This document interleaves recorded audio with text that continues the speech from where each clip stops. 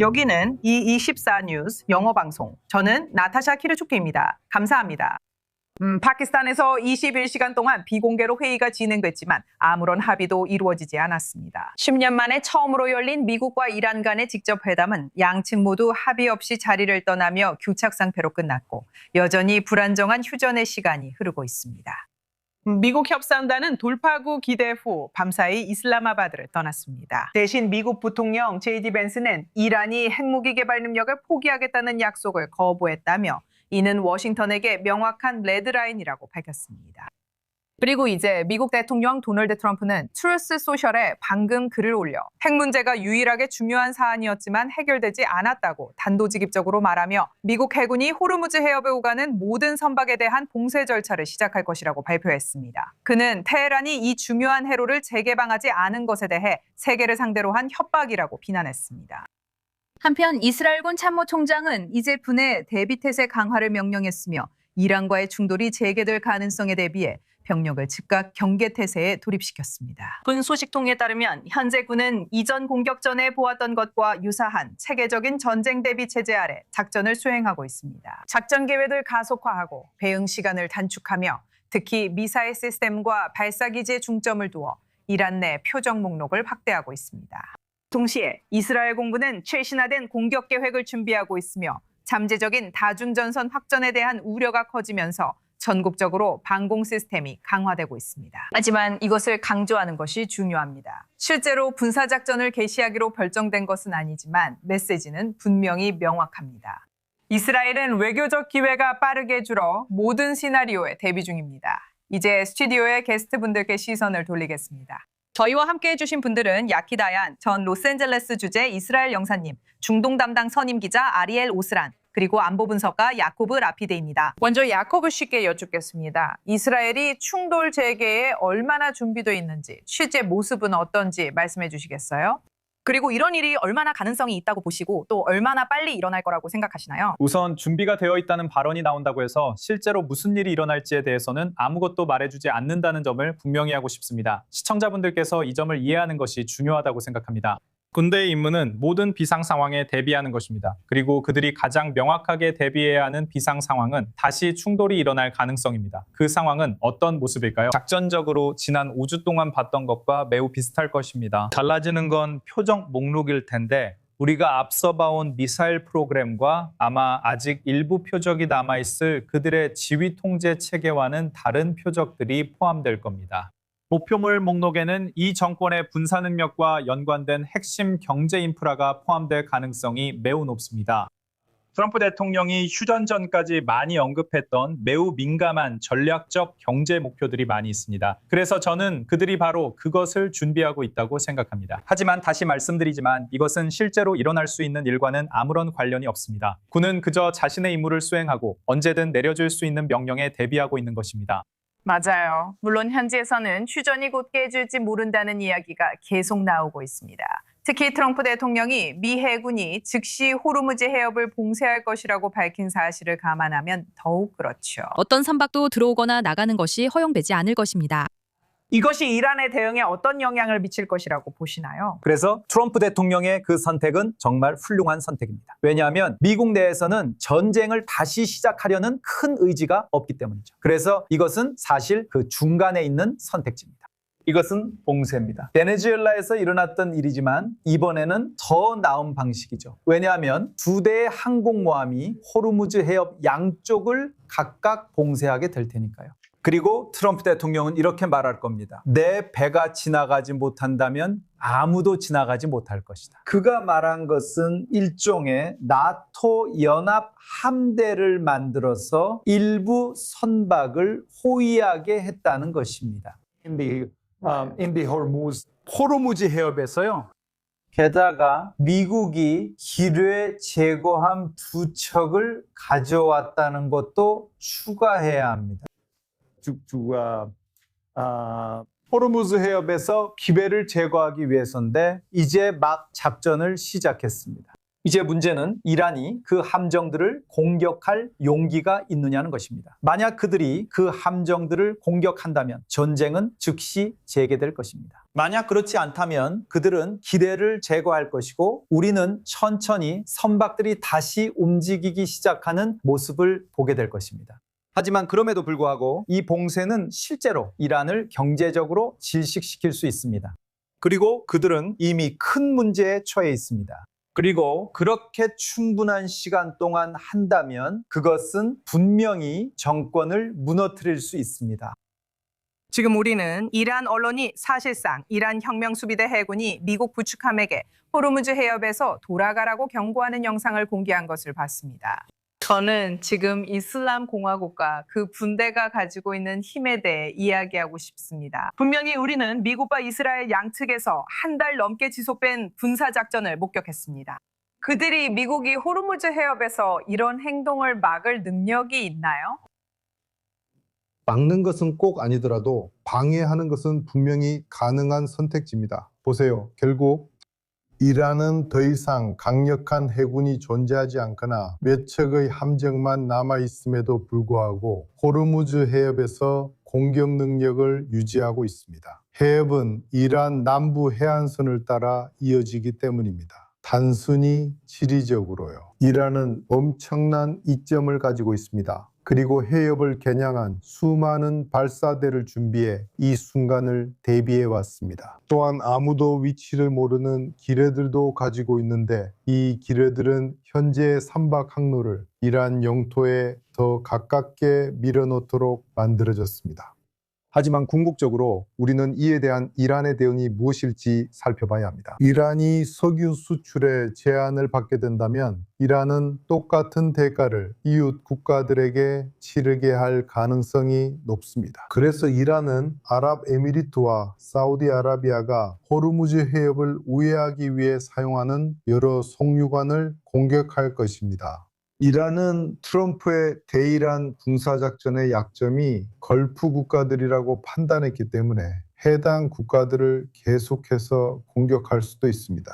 그것은 이란이 미국의 군사자산을 공격해서 얻을 수 있는 것보다 더 큰 대가를 치르게 하는 것입니다. 그리고 그들은 지금까지 그렇게 해왔고 앞으로도 이들 국가들과 지리적으로 함께 살아가야 한다는 사실을 완전히 무시한 채로 그런 행동을 더 심화시키는데 아무런 문제가 없다고 생각합니다. 하지만 그들은 그런 사고방식을 버렸습니다. 그래서 우리가 그런 조치의 효율성, 잠재적인 효율성을 살펴볼 때 군사적인 잠재력은 있지만 이란이 이웃 국가들에게 가하려고 할 대가도 함께 고려해야 합니다. 그리고 그것은 백악관뿐만 아니라 걸프 국가들 사이에서도 논의되고 있을 것이라고 생각합니다. 알겠습니다. 이제 백악관에서 연결된 미국 선임 특파원 마이크 바게나임과 이야기 나눠보겠습니다.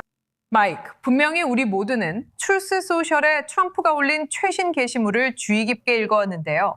이제 그는 폭스뉴스와 전화 인터뷰도 진행했습니다. 백악관과 미국 행정부에서 들려오는 최근의 발언이나 수사에 대해 어떤 소식이 있나요?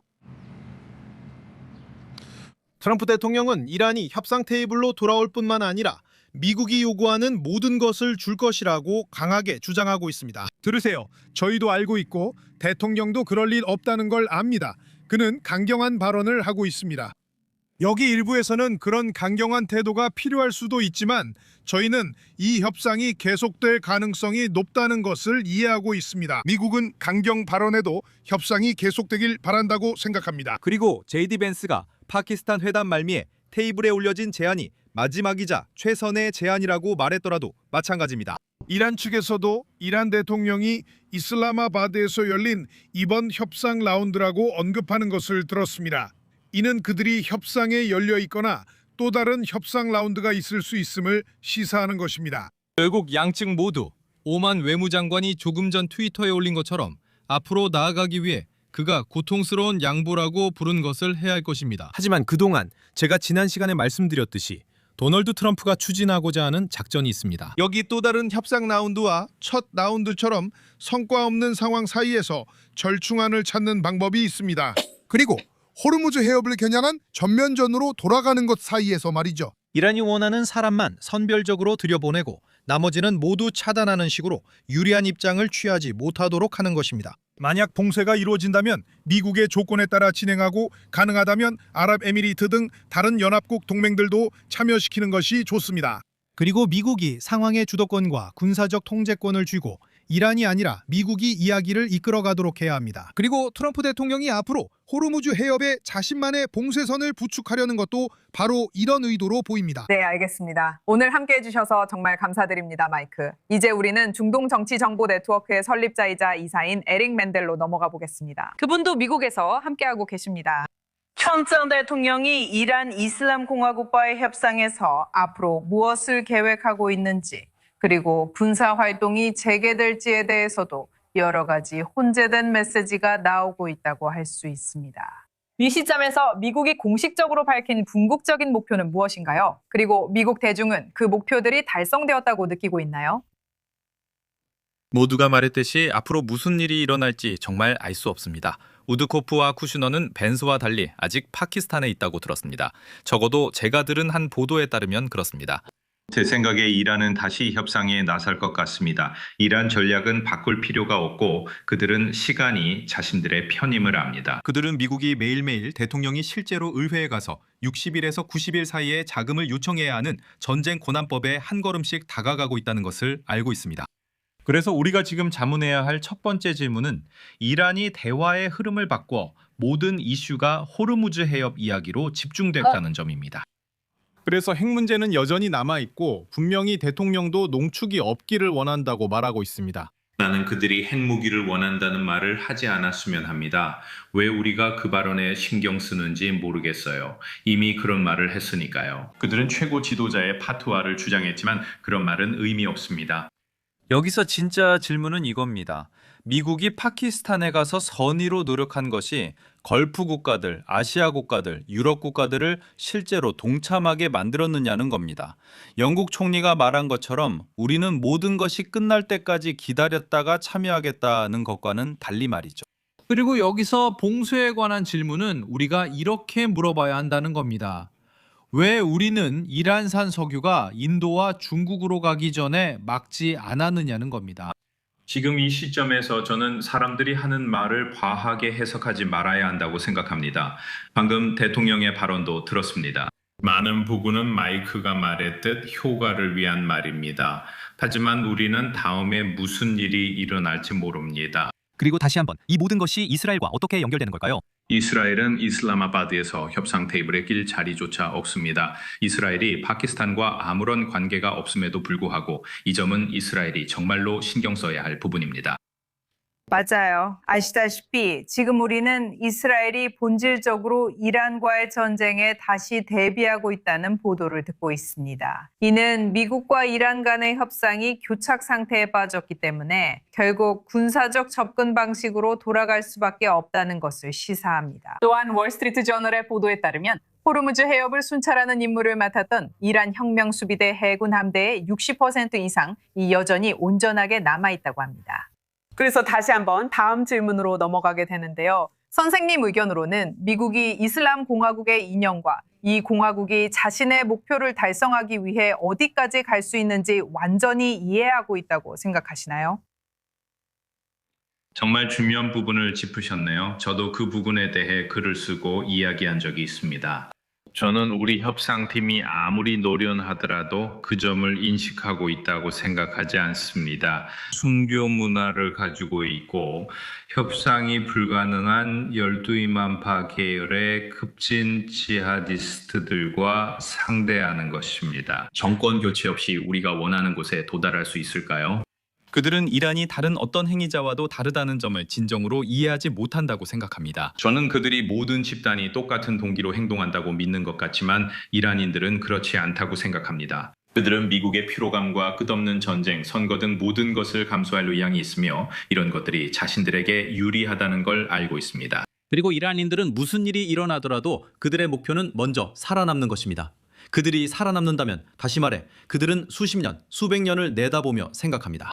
우리는 운이 좋으면 며칠, 몇 주, 몇 달만 생각합니다. 그래서 그들은 우리보다 오래 기다릴 수 있다는 걸 압니다. 그래서 저는 우리의 협상팀이 수많은 협상 끝에 어떻게든 재정비할 필요가 있다고 생각합니다. 아마도 실패한 JCPOA에서 우리가 조종당할 수 있다는 점을 배워야 할 것입니다. 이란은 협상에서 승리합니다. 그들은 전쟁에서는 이기지 못할지 몰라도 결국 마지막에 승부를 가르는 건 바로 그것입니다. 맞아요.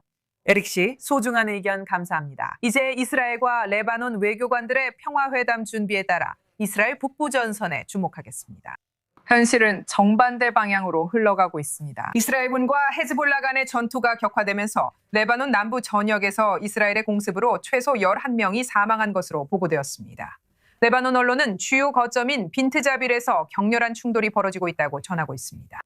이스라엘군은 현재 그 마을을 포위하고 있습니다. 헤즈볼라의 기반 시설을 해체하기 위한 노력의 일환으로 남아있는 주거 지역까지 더 깊이 진입하고 있습니다. 동시에 이스라엘군 발사를 준비 중이던 로켓 발사대를 포함해 현재 활동 중인 위협들을 타격하고 있다고 밝혔습니다. 한편 헤즈볼라는 여전히 이스라엘을 향해 로켓과 드론을 발사하고 있어 북경 양측의 긴장이 계속 고조되고 있습니다. 이와 관련해 특파원 발리크 슬라딘에게 자세한 소식 듣겠습니다. 아직 북부에 계신데 최근 사이렌 상황은 어떤가요? 그리고 레바논과 이스라엘 간에 진행 중이거나 곧 시작될 협상 준비에 대해서는 어떤 소식이 있나요? 네, 최근 사이렌은 약 1시간 전에 골란의 카츠린에서 울렸는데 그 지역을 향한 로켓 공격이 있었지만 인명피해나 재산 피해 없이 끝났습니다. 그리고 하루 종일 상황은 대체로 비슷했습니다. 상부 갈릴리와 서부 갈릴리 전역, 그리고 하부 갈릴리에서도 사이렌이 울렸고 하부 갈릴리의 주요 도시 중 하나인 카르미에를 향해 10발의 로켓이 집중적으로 발사되었습니다. 실제로 피해나 인명피해는 발생하지 않았습니다. 하지만 현실적으로는 특히 국경에 가까운 북부 지역 주민들에게 하루 종일 계속되는 사이렌 소리는 매우 힘든 상황입니다. 이제 한편으로 협상과 관련해서는 우리가 볼 때 이것은 우선 레바논 내부 정치에 자체적인 영향을 미치고 있으며 많은 사람들이 지금 레바논 내에서 이른바 내전이 일어날까 우려하고 있습니다. 헤즈볼라는 물론 레바논과 이스라엘 간의 어떤 직접적인 협상에도 만족하지 않습니다. 그래서 우리는 베이루트 중심가와 다른 지역에서 계속되는 시위와 시위대가 레바논 총리 나와프 살람을 시온주의자라고 부르는 모습을 보고 있습니다. 그래서 그들은 그를 그렇게 부르고 있습니다. 그리고 이 때문에 오늘 레바논 언론 매체인 MTV의 보도에 따르면 와프슬람 총리가 워싱턴 방문을 연기했다고 합니다. 그는 국무장관 마르코 루비오와 만날 예정이었지만 이 방문을 취소하거나 연기했습니다. 왜냐하면 그는 언젠가 자신이 실제 이스라엘 관리와 만났다는 소문이 레바논에서 돌기 시작할 것을 두려워했기 때문입니다. 적어도 레바논에서는 그것이 여전히 매우 배신이나 반역으로 여겨지고 있습니다. 그래서 그는 적어도 지금은 여행을 중단하고 워싱턴을 방문하지 않기로 결정한 것입니다. 우리는 이것이 레바논에 매우 어려운 일이라고 말합니다.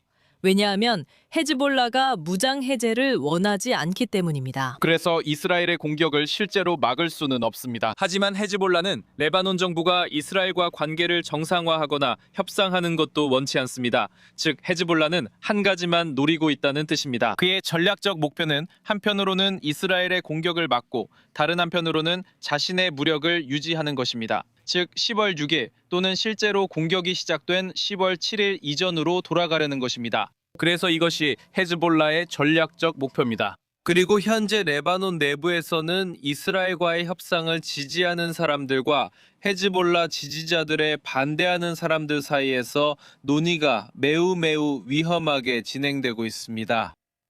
알겠습니다. 말리르 씨 함께해 주셔서 감사합니다. 곧 갈등 지역에서 다른 주제로 넘어가겠습니다. 여기 수색이 이어진 드문 연결의 순간이 있습니다.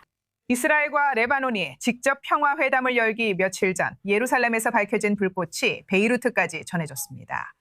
우리가 말하는 것은 성화입니다. 이 불꽃은 성묘교회에서 나온 것으로 많은 정교회 기독교인들은 이 불꽃이 부활절을 앞두고 예수님의 무덤에서 나온다고 믿고 있습니다. 올해는 예루살렘 부시가지에서 의식이 끝난 후 그 불꽃이 이스라엘에서 키프로스로 비행기로 옮겨졌고 그 후 레바논군 헬리콥터에 의해 베이루트의 대통령궁까지 직접 전달되었습니다.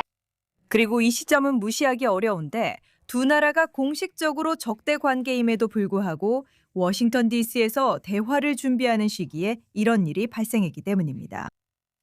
이제 가자지구로 넘어가 보겠습니다. 전투는 잠시 멈췄을지 모르지만 협상은 아직 끝나지 않았습니다. 하마스 대표단이 오늘 카이로에서 이집트 중재자들과 협상 중입니다. 하마스는 이스라엘이 가자지구 휴전 합의를 위반한다고 주장하며 긴장이 고조되고 있습니다. 하마스 관계자들에 따르면 그들은 이스라엘군의 가자지구 철수, 국경 검문소 재개방, 그리고 가자지구로 들어오는 인도적 지원의 대폭적인 증대를 포함한 합의의 전면적인 이행을 요구하고 있습니다. 그리고 하마스는 더 큰 정치적 요구도 제기할 것으로 예상되는데 바로 미국이 사실상 인정하는 팔레스타인 기술 관료로 구성된 통치기구가 가자지구 내 행정을 인수하는 것입니다. 하마스는 다른 팔레스타인 파벌들과 회동하며 이는 휴전뿐 아니라 가자지구의 미래와 향후 상황을 논의하는 것임을 시사합니다. 그 테러 단체는 무장 해제를 거부하고 있는데 사실 이것이 이스라엘이 처음에 휴전에 동의한 주된 이유였습니다. 이 부분에 대해 스튜디오에 계신 우리 게스트분들께 다시 질문을 드리고 싶습니다. 먼저 야키 씨께 질문드리고 싶은데요. 카이로에서 진행되고 있는 이 협상 혹은 대화가 얼마나 중요한지에 대해 말씀해 주실 수 있을까요? 꼭 그렇지는 않습니다. 사실 트럼프의 20개 조항 중 두 번째 단계는 하마스를 해체하는 것이지만 이것은 현재 일어나고 있지 않습니다. 그리고 이것이 일어나지 않고 있을 뿐만 아니라 두 번째 단계로 넘어가기 위해 만들어져야 했던 그 군대와 다른 것들도 전혀 만들어지지 않고 있습니다. 그래서 기본적으로 그 대화들은 이집트인들과 하마스 사이의 일종의 대화입니다. 하지만 그럼에도 불구하고 이스라엘은 가자 지구의 노란 선까지 버티고 있고 하마스는 반대편을 지키고 있습니다. 그리고 결국 전쟁을 재개하고 하마스가 무장 해제되고 가자가 해체되는 것을 확실히 하는 것은 이스라엘에게 달려 있다고 생각합니다. 왜냐하면 그렇지 않으면 저는 아무런 진전이 이루어지고 있다고 보지 않기 때문입니다. 이 문제는 닭이 먼저냐 달걀이 먼저냐와 같습니다. 하마스는 이스라엘 철수를 요구하지만 이는 트럼프의 20개 조항에 포함되지 않습니다. 트럼프의 조항은 하마스의 무장 해제를 명확히 요구하고 있기 때문입니다. 그리고 이것은 일어나지 않고 있습니다. 그래서 이스라엘이 현상 유지를 받아들이고 이 선에 머물거나 자신들의 조건에 따라 전쟁을 재개하는 것 둘 중 하나가 될 것입니다. 알겠습니다. 이제 야코브 씨께 질문을 드리고 싶은데요. 이란과의 계속되는 전쟁 동안 어떤 일들이 있었는지 좀 더 감을 잡고 싶어서입니다. 왜냐하면 분명히 초점, 특히 언론의 초점이 바뀌었기 때문입니다. 가자지구에서 일어난 일들에 대한 보도가 거의 나오지 않고 있습니다. 이스라엘군이 하마스를 상대하는데 얼마나 집중하고 있나요? 그리고 이 단체가 현재로서는 무장 해제를 전혀 원하지 않는다는 사실에 대해서도요.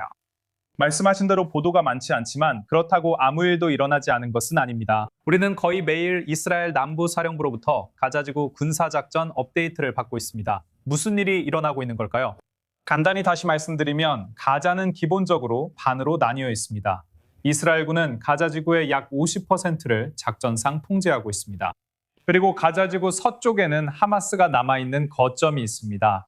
현재 거의 매일 이스라엘군은 노란 선을 넘으려 하거나 이스라엘군을 시험하려는 하마스 테러 조직을 표적으로 삼고 있습니다. 그들은 발견되어 제거되고 있습니다. 그리고 최근 며칠 동안 하마스와 팔레스타인 이슬람 지하드의 고위 테러리스트들, 무기 제공자들, 10월 7일 학살에 가담했던 인물들이 제거되는 매우 흥미로운 사례들이 있었습니다.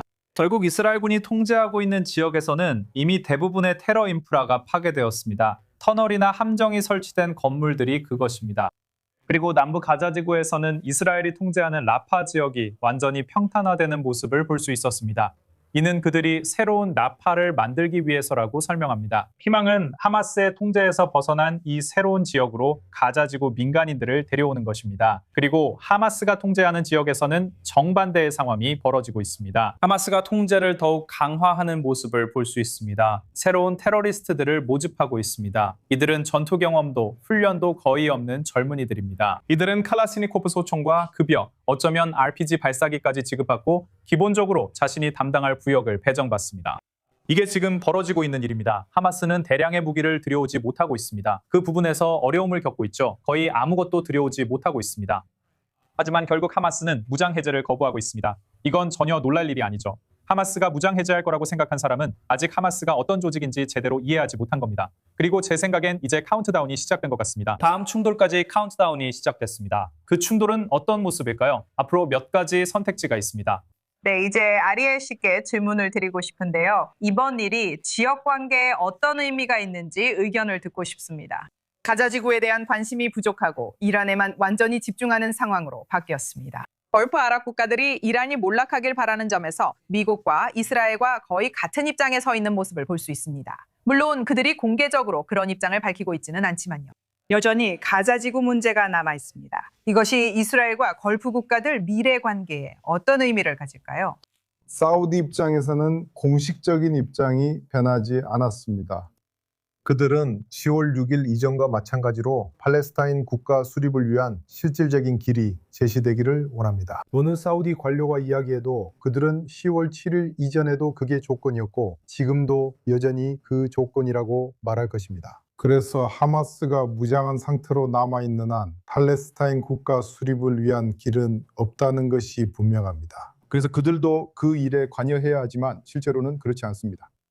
트럼프 평화위원회 주범식에서 여러 걸프 국가들이 평화위원회에 막대한 금액을 기부하기로 결정한 것을 우리는 보았습니다. 하지만 그것은 정치적인 목적을 위한 것이지 실제로 하마스 해체에 참여하기 위한 것은 아닙니다.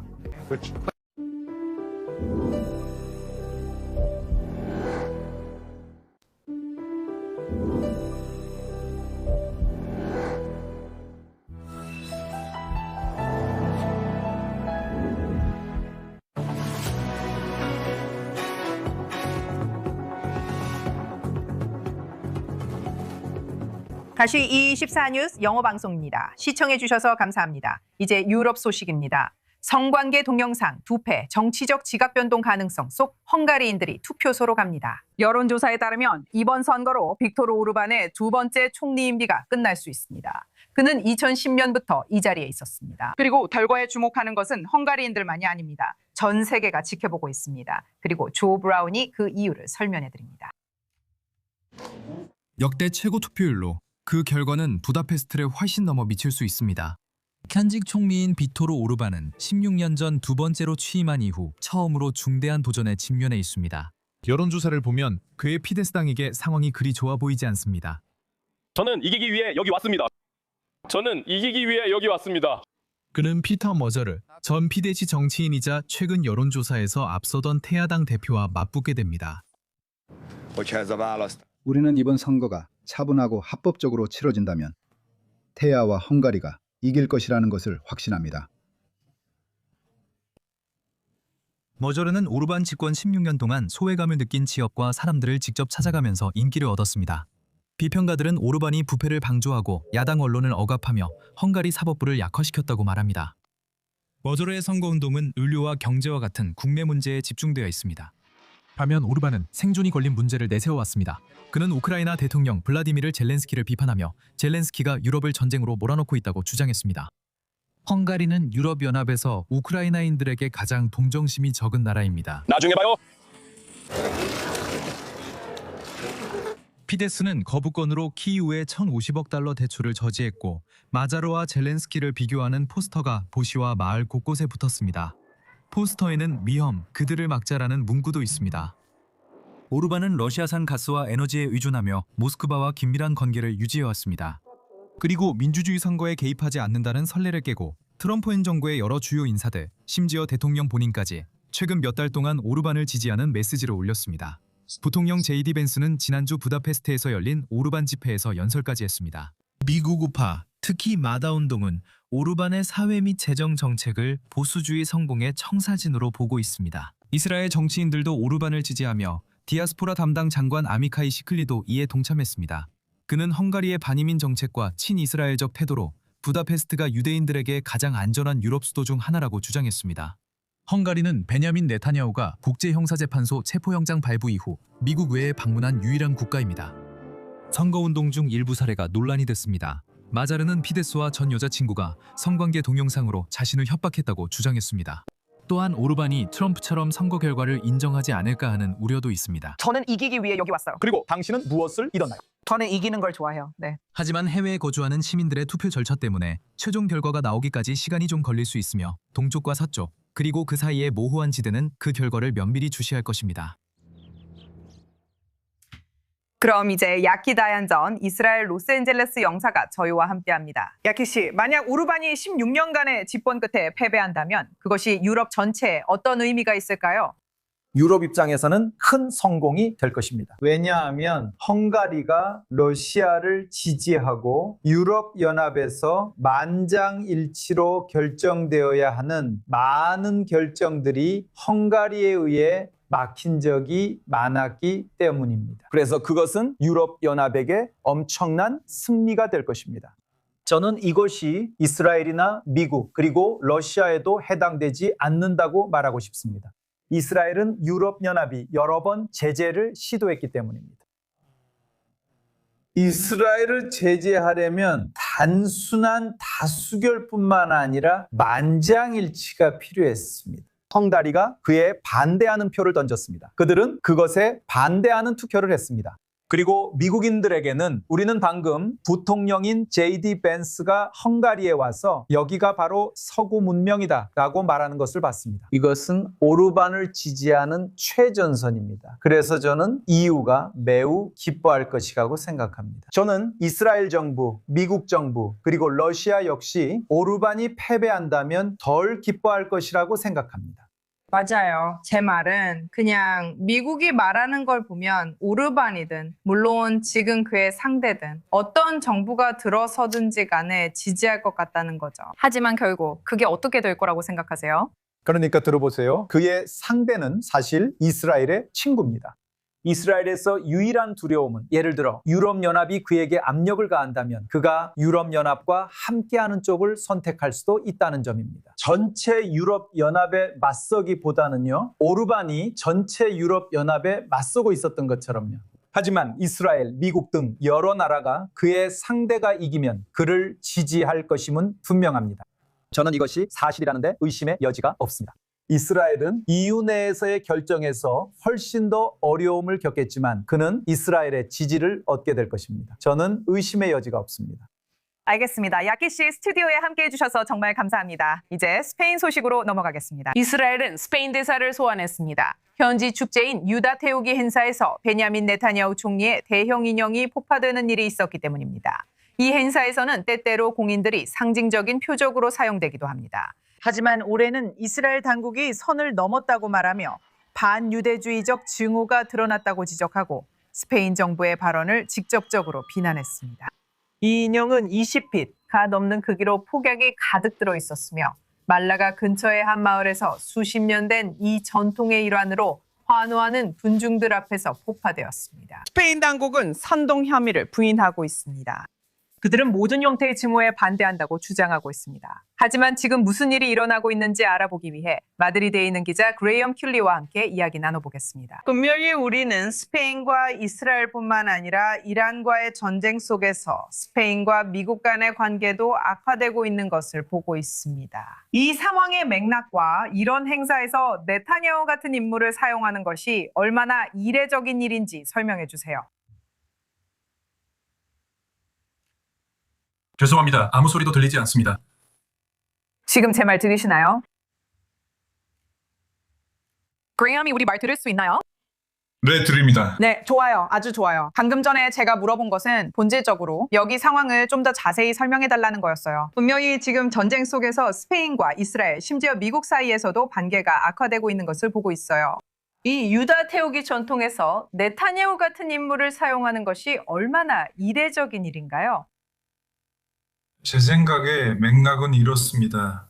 이건 이 특정 마을의 전통이에요. 1940년대부터 계속되어 온 전통입니다. 그곳 사람들은 자신들의 생각에 악이나 나쁜 것을 상징하는 인물을 선택합니다.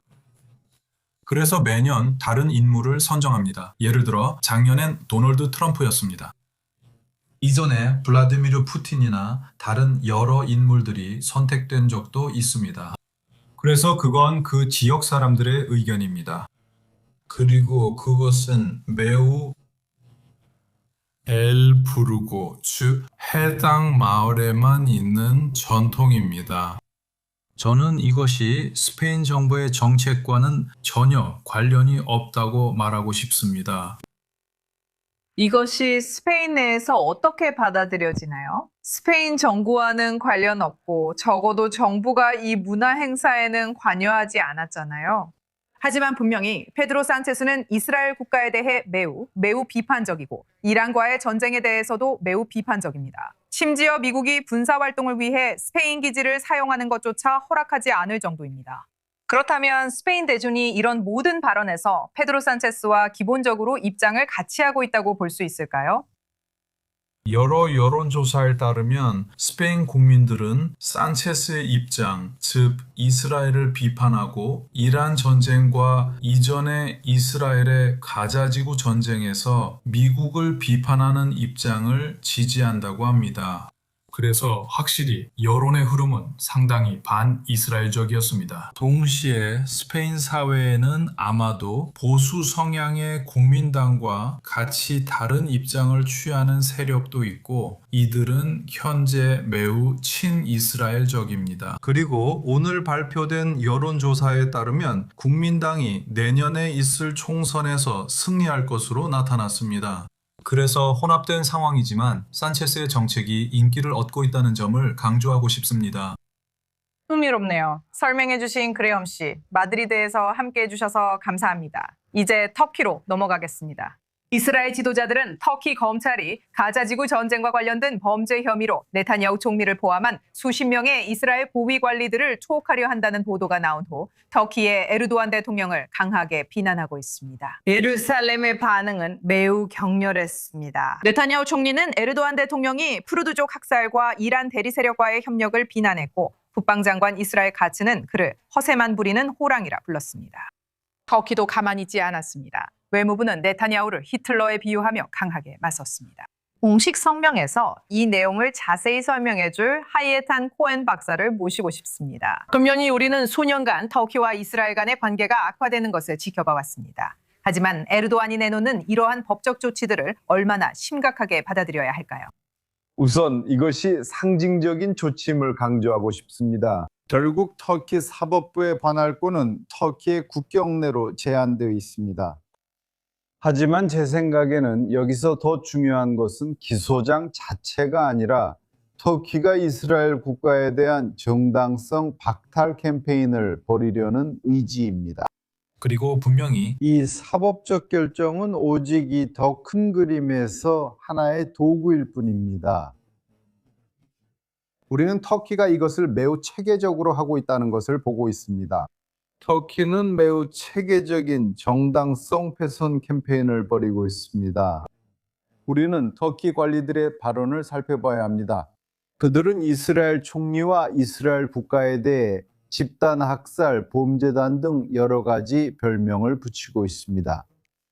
그래서 저는 이것이 주탄돼야 한다고 생각합니다. 그리고 분명히 이것은 양국 관계의 미래에 도움이 되지 않습니다. 이것이 양국 관계의 추가 악화에 기여하고 있는 것을 우리는 보고 있습니다. 그리고 분명히 기소 자체에 대해서도 말해야 한다면 이것이 유일한 사례가 아니며 이스라엘의 아주 고위급 인사들만이 해당되는 것도 아닙니다. 이스라엘 언론인들도 있고 이스라엘 랍비도 있습니다.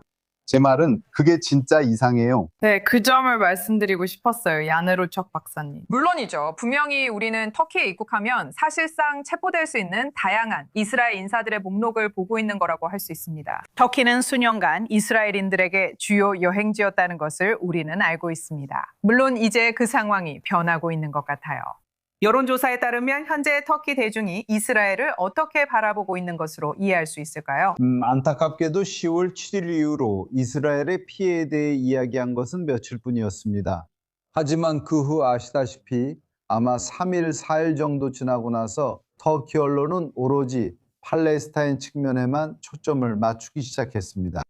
그리고 안타깝게도 그들은 이스라엘 국가를 상대로 비방 캠페인을 벌이기 시작했습니다. 그리고 이것에 대해 우리 프로그램 초반에 저는 이 정당성 박탈에 대해 이야기했습니다. 그리고 이것은 에르도안 지지 언론에 의해서만 이루어지는 것이 아닙니다. 이것은 또한 반에르도안 진영과 친에르도안 진영 사이의 공통점이기도 합니다. 그러므로 이 기회를 빌려 이스라엘 국방장관을 비판하겠습니다. 그는 또한 일부 야권 인사들을 태그하면서 마치 야권 인사들이 자신과 동의할 것처럼 행동하고 있습니다. 이스라엘의 경우 안타깝게도 친에르도안 진영과 반에르도안 진영 모두의 공통된 합의점이 이스라엘 비판이라는 점은 분명히 말할 수 있습니다.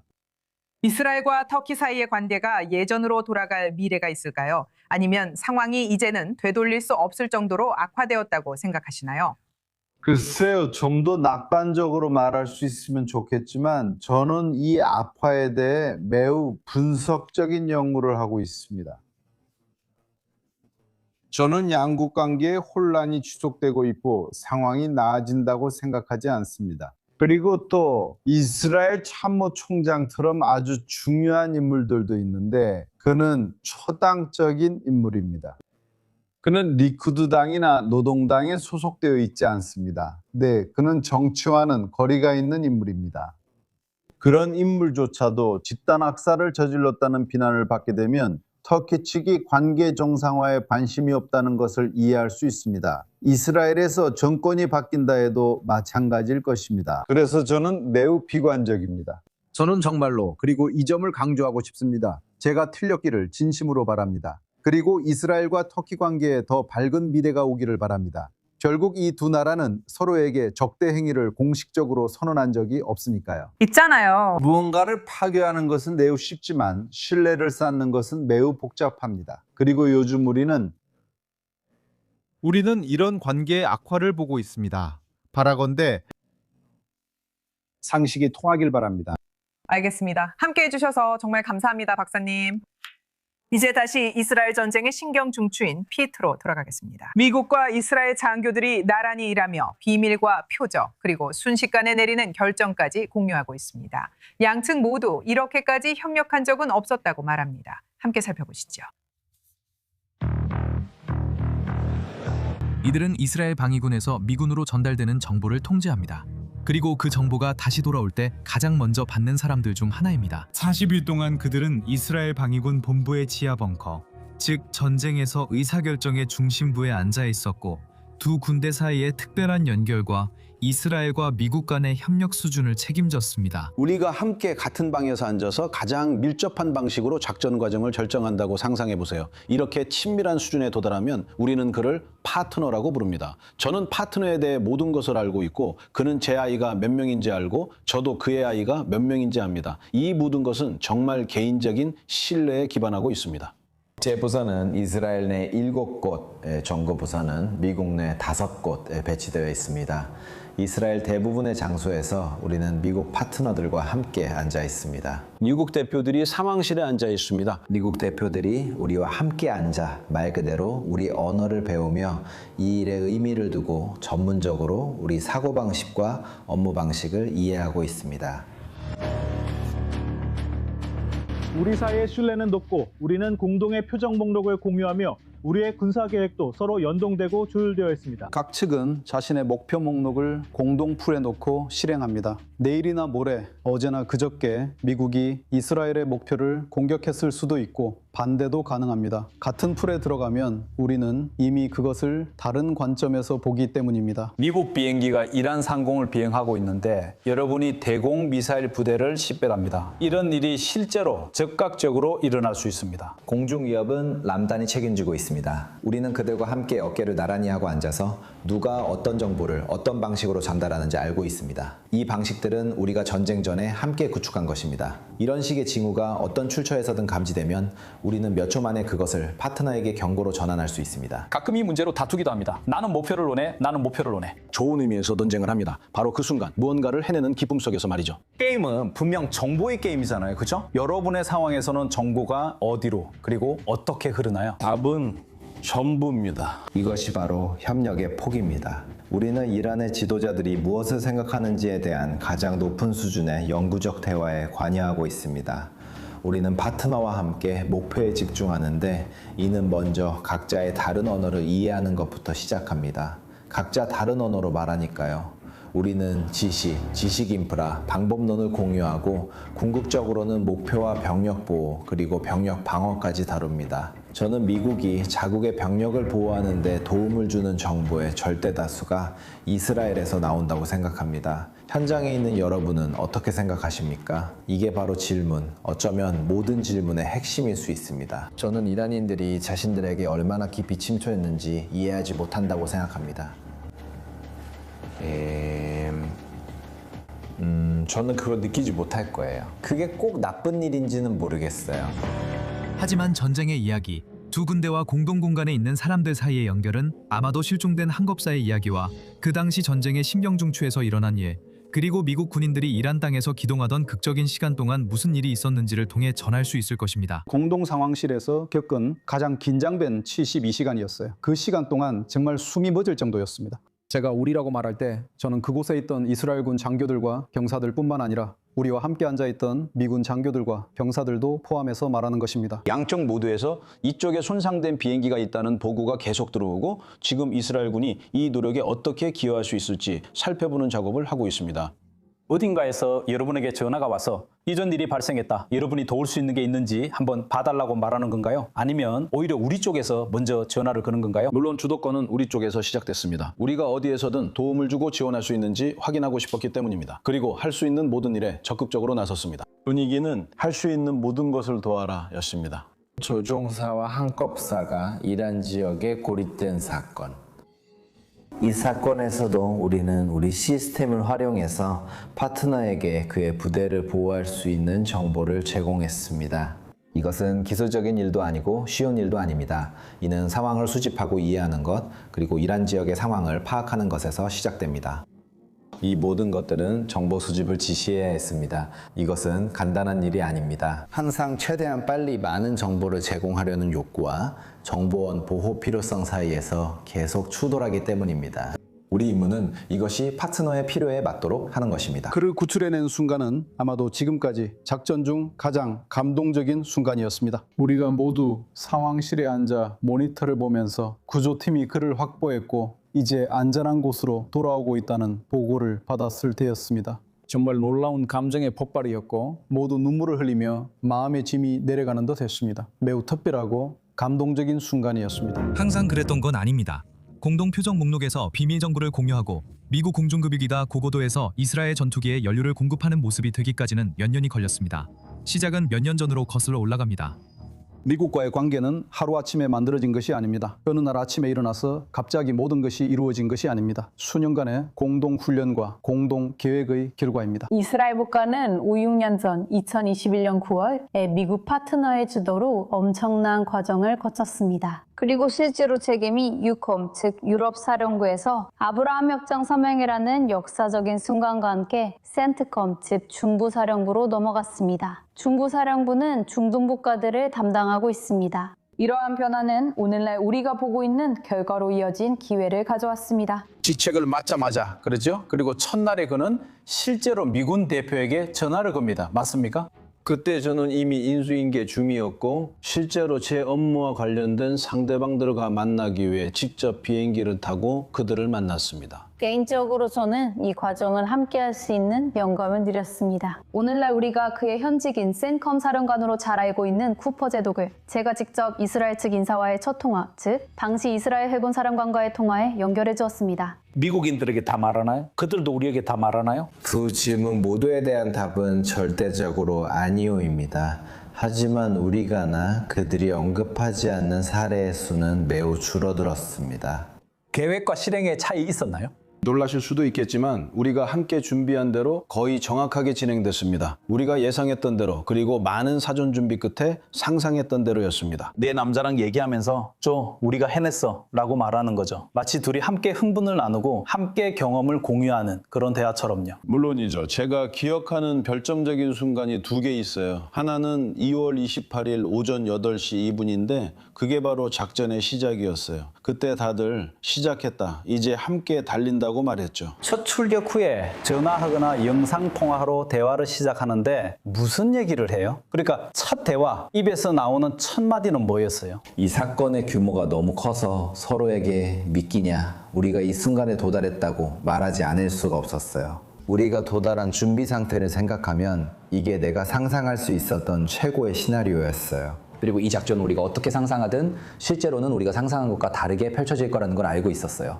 왜냐하면 이런 일들은 역사적인 것이고 한 번도 일어난 적이 없었으니까요. 그 전에 쌓인 신뢰 덕분에 우리는 서로 미소를 짓고 화면을 통해 눈을 마주치면서 서로를 이해하고 있다는 걸 알 수 있었어요. 그리고 이제부터는 우리가 필요할 때마다 힘든 순간에도 가장 강한 순간에도 서로를 도울 거라는 걸 알았죠. 군대에서는 비 오는 날 일주일 동안 경계 근무를 같이 서면 병사들은 이미 친구가 됩니다.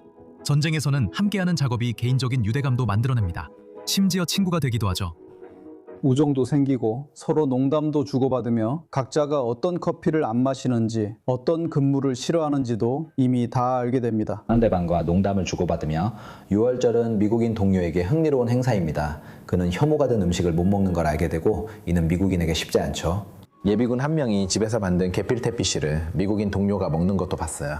전투가 시작되기 전, 전쟁이 발발하기 전에 그 장교들 중 한 명을 우리 집으로 저녁 식사에 초대한 적이 있어요. 그는 샤밧 식탁에서 게필테피쉬를 함께 먹고 키두시도 했어요. 저녁 후에 그가 와서 우리가 이런 걸 위해 있는 거죠 라고 말했어요. 이런 일들이 계속될 수 있도록 이스라엘에서 그 말을 듣고 저는 이 유대감이 얼마나 강한지, 그들이 여기 우리와 함께 있다는 게 얼마나 놀라운 일인지, 그리고 그들이 무슨 뜻으로 그런 말을 했는지 깨달았어요. 한 달째 우리와 함께 지하에서 지내고 있는 동료 중 한 명에 대한 이야기가 다시 떠오릅니다. 그는 거기서 히브리어를 배우고 있어요. 지금은 그런 상황이죠. 그는 누구에게서 히브리어를 배우고 있을까요? 그를 둘러싼 젊고 동기부여가 강하며 전문적이고 뛰어난 사람들이 많고 우리는 훌륭한 사람들을 보유하고 있습니다. 그들은 아직 어린아이들입니다. 그들도 아마 공동작전이 이렇게 어깨를 나란히 하는 모습일 거라고는 믿지 못했을 겁니다. 때로는 즉흥적으로 하기도 하고 그들에게는 이것이 단지 시작일 뿐입니다.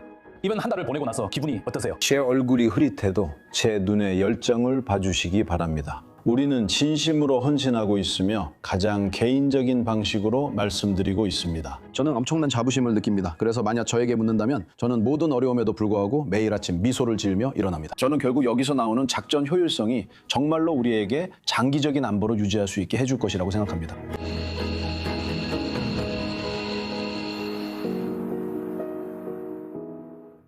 정말 흥미로워요. 좋아요. 지금까지 24 뉴스데스크였습니다. 함께해 주셔서 감사합니다. 저희는 오후 8시에 다시 생방송으로 돌아올 예정이니 계속 함께해 주세요. 이스라엘 시간으로 지역 전역의 최신 소식을 전해드릴 예정입니다. 저는 나타샤 커츠기입니다. 여기는 i24 뉴스 이고 곧 다시 찾아뵙겠습니다.